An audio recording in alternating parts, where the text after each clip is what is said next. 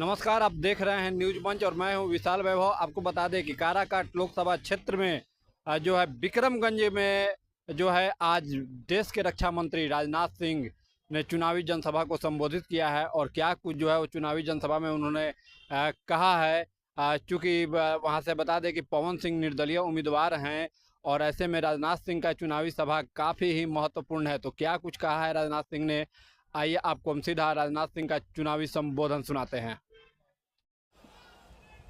बोलिए। मेरी आवाज सुनाई दे रही है? कोई लेते आओ उसको, ले आओ। वो ज्यादा दुरुस्त है। अब इसमें भी आ गई आवाज। देखिए, आवाज वाले को देखते ही आवाज आ गई।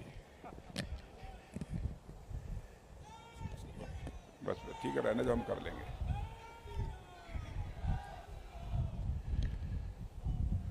क्या हाल है? आप लोग मजे में ठीक ठाक हुआ कि नहीं?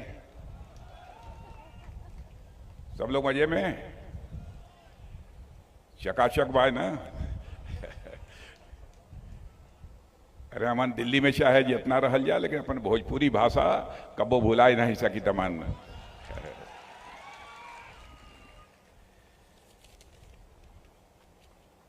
हमारे यहाँ के प्रत्याशी और राज्य और केंद्र सरकार के पूर्व मंत्री श्री उपेंद्र कुशवाहा जी,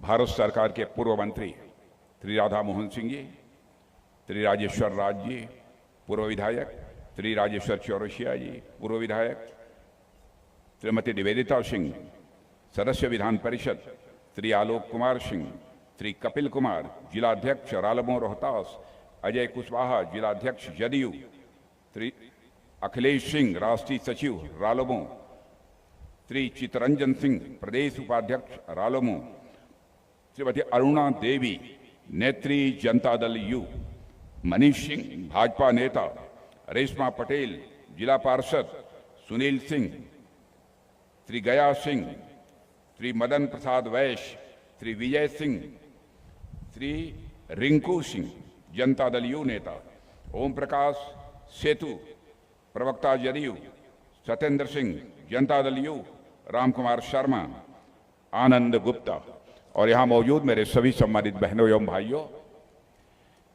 शायद इस स्थान पर पहली बार किसी सार्वजनिक सभा को संबोधित करने के लिए आप लोगों के सामने मैं मौजूद हूं। इसके पहले तो कभी नहीं आया हूं ना? आए हैं इसी मैदान में? नए नए दूसरे मैदान में आए होंगे।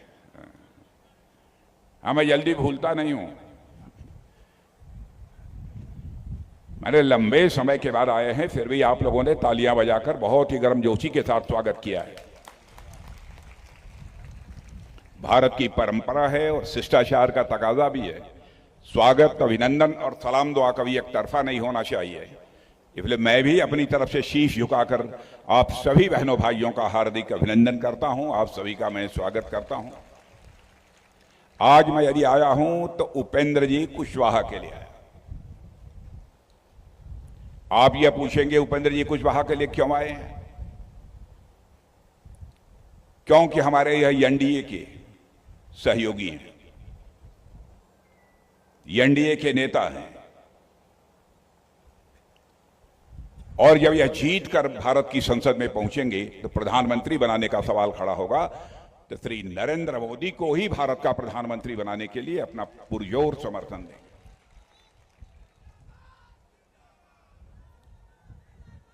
इसलिए मैं यहां पर आया हूं। और हमें बात की अच्छी तरह जानीला, चाहे एकदम अनपढ़ कोई बिहार को हो, राजनीतिक दृष्टि से बहुत जागरूक होने लोग। गांव में चौपाल पर कौड़ा पर जब बैठ जाई हैं तो केवल भारत के राजनीति की बात न करी हैं, देश विदेश तक का राजनीति की बात करी हैं लोग। ये हाल है बिहार का। हम अच्छी तरह जानते हैं, बहुत जागरूक हैं लोग।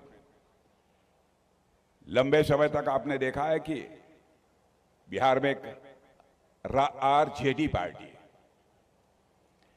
वैसे आरजेडी की हवा निकलती जा रही है, लेकिन अब कांग्रेस के साथ इन लोगों ने गठबंधन बना लिया है। मैं आरजेडी के बारे में कोई एक बात मैं कहूंगा कि बहनों भाइयों, लालटेन कितनी रोशनी दे? लालटेन तो ज्यादा से ज्यादा एक कमरे में रोशनी दे सकता है, इससे ज्यादा लालटेन की ताकत नहीं है। लेकिन लालटेन की हालत यह हो गई है कि लालटेन का तेल अब समाप्त हो रहा है। और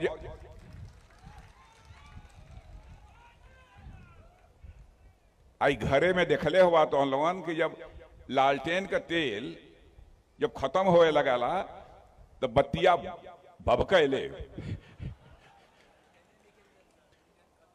नहीं लगे। पुरान लोग जब बैठे हो मालूम हो लालटेन नया लड़का न जानत हुई है।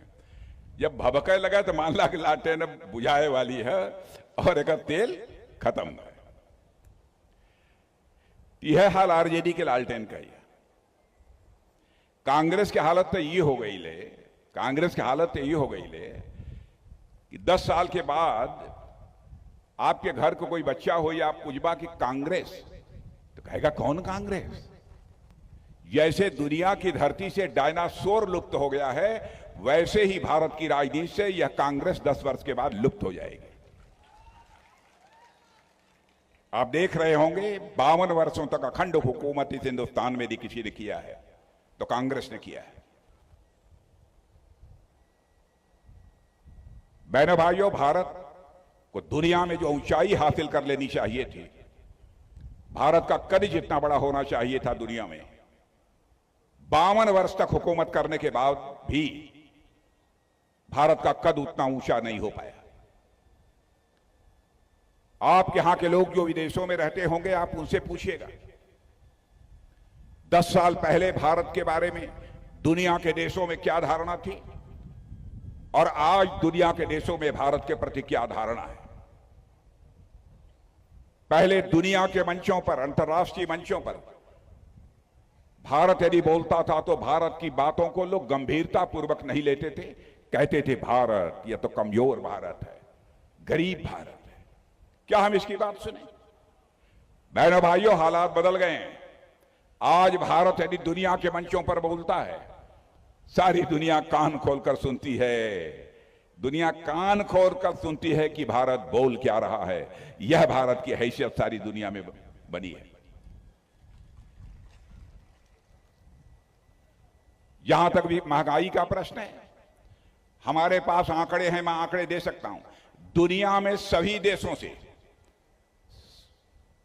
देशों में सबसे कम महंगाई यदि कहीं पर है तो भारत में। कोई हमसे प्रमाण मांगेगा तो मैं प्रमाण देने को तैयार हूं। मैंने तैयार कराया है और इसको लेकर मैं चल रहा हूं। मैं प्रेस के दोस्तों से भी कहूंगा कि आप इसे जरूर नोट कर लें। महंगाई का जहां तक सवाल है, भारत की खाद्य महंगाई सबसे कम है, 2.91%। अमेरिका में 7.7% है, फ्रांस में 19% है, ऑस्ट्रेलिया में 8.5% है, पाकिस्तान में 48% महंगाई है, ब्रिटेन 19%, जर्मनी 8% और जापान 8.5% और श्रीलंका में 21%।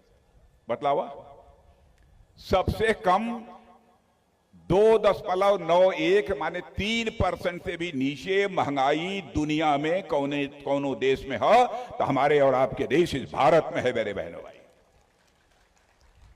और मैं कहना चाहता हूं कांग्रेस और आरजेडी के नेताओं से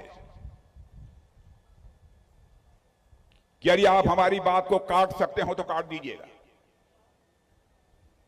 हमारी गलती होगी तो मैं इसे स्वीकार कर लूंगा, क्योंकि बहनों भाइयों, जिंदगी में हमने राजनीति की है तो जनता की आंखों में धूल झोंक कर राजनीति नहीं की है, जनता की आंखों में आंख डालकर राजनीति की है। हमारी पार्टी भी, हमारा एनडीए भी। आपको याद दिलाना चाहता हूं, जो हम लोगों ने कहा था वो करके दिखाया। अपने घोषणा पत्र में हम लोगों ने कहा था हम आएंगे, धारा 370 समाप्त करेंगे, जम्मू कश्मीर का भी वही दर्जा होगा जो हिंदुस्तान के अन्य राज्यों का दर्जा होगा। और आपने देखा हमारे एनडीए ने, सबने समर्थन करके बहनों भाइयों धारा 370 को समाप्त कर दिया और आज जम्मू कश्मीर का वही दर्जा है जो हिंदुस्तान के अन्य राज्यों का दर्जा है। हम लोग बराबर अपने घोषणा पत्र में कहते आ रहे थे, रामलला हम आएंगे, मंदिर यहीं बनाएंगे। तो लोग ये कहते थे, हाँ रामलला हम आएंगे, मंदिर यहीं बनाएंगे, लेकिन तारीख नहीं बतलाएंगे। लेकिन बहनों भाइयों, आपने देखा कि 22 जनवरी को हमारे प्रधानमंत्री ने धर्माचार्यों के मार्गदर्शन में रामलला की प्राण प्रतिष्ठा कर दी है। अयोध्या में भव्य राम का मंदिर बन गया है मेरे बहनों भाइयों।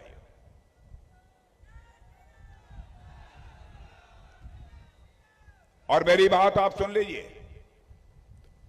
रामलला अपनी कुटिया से, अपनी झोपड़ी से निकलकर अपने महल में प्रवेश कर चुके हैं। भारत में राम राज्य का आगाज होकर रहेगा, मैं दावे के साथ कहता हूं।